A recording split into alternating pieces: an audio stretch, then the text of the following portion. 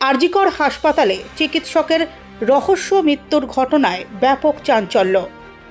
জানা গিয়েছে মৃত ওই চিকিৎসকের নাম শুভজিৎ আচার্য। আরজিকর মেডিকেল কলেজ হাসপাতালে শিশুরোগ বিশেষজ্ঞ হিসেবে কর্মরত ছিলেন তিনি। জানা গিয়েছে মৃত চিকিৎসক উত্তর 24 পরগনার মধ্যম গ্রামের শিশিরকুঞ্জের বাসিন্দা ছিলেন। রবিবার রাত্রেই তাকে বারাসাতের একটি বেসরকারি হাসপাতালে ভর্তি করা হয়। হাসপাতাল সূত্রে খবর, হার্ট রেট কমানোর জন্য বেশ কয়েকটি ওষুধ খেতেন তিনি। রবিবার রাত্রে বুকে ব্যথা নিয়ে বারাসাতের একটি বেসরকারি হাসপাতালে ভর্তি হন তিনি। প্রাথমিকভাবে অনুমান করা হচ্ছে যে ওষুধের অধিক মাত্রার কারণেই শরীরে বিষক্রিয়া তৈরি হয়, আর তার জেরেই মৃত্যু হয়েছে ওই চিকিৎসকের। এই ঘটনায় স্বাভাবিকভাবেই চাঞ্চল্য ছড়িয়েছে। ইতিমধ্যেই পুলিশের তরফ থেকে জানানো হয়েছে, ময়না তদন্তের রিপোর্ট না পাওয়া পর্যন্ত সঠিক মৃত্যুর কারণ বলা যাবে না। তবে পরিবারের তরফ থেকে বিষক্রিয়ার কারণে যে মৃত্যু তা মানতে রাজি নয়। মৃত ওই চিকিৎসকের দেহ সোমবার দুপুর 1টা নাগাদ বারাসাত মেডিকেল কলেজ ও হাসপাতালে ময়না তদন্তের জন্য পাঠানো হয়েছে। দেখুন, কীভাবে ঘটানো হচ্ছে এটা আমাদেরও অজ্ঞাত, আমরাও বুঝতে পারছি না কীভাবে ঘটেছে। এখন সেটা তো বিচার্য বিষয়, আমরা বলতে পারবো না।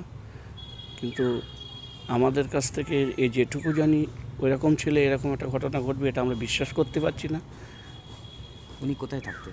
উনি থাকতেন মধ্যম গ্রাম। কোথায় কর্মরত ছিলেন? শিশিরকুঞ্জে থাকতেন। উনি আরজিকরে কর্মরত ছিলেন। স্বাভাবিক জীবনযাত্রা কেমন ছিল? স্বাভাবিক ছিল, কোনো অস্বাভাবিকতা কিছু ছিল না।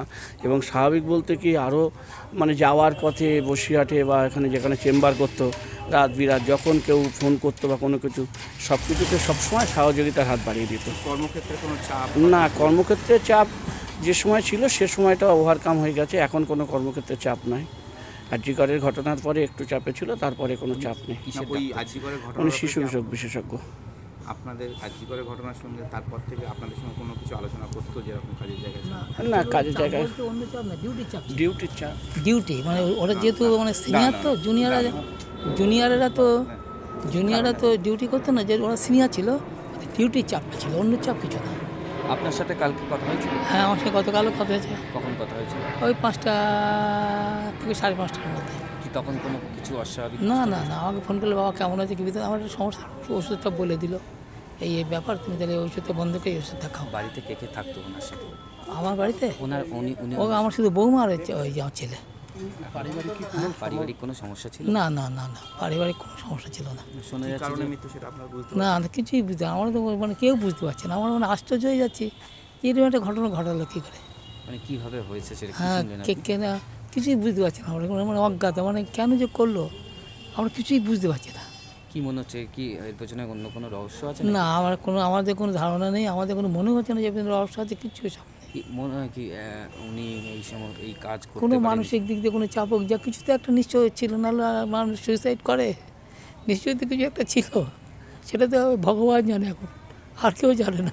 আপনারা তদন্ত চাইছেন তো? হ্যাঁ, আপনারা তদন্ত চাইছেন তো, যে পুলিশ তদন্ত? না, ওর দরকার নেই। আপনার কি নাম? আর শ্যামল কুমার আচার্য, আমি ওর বাবা।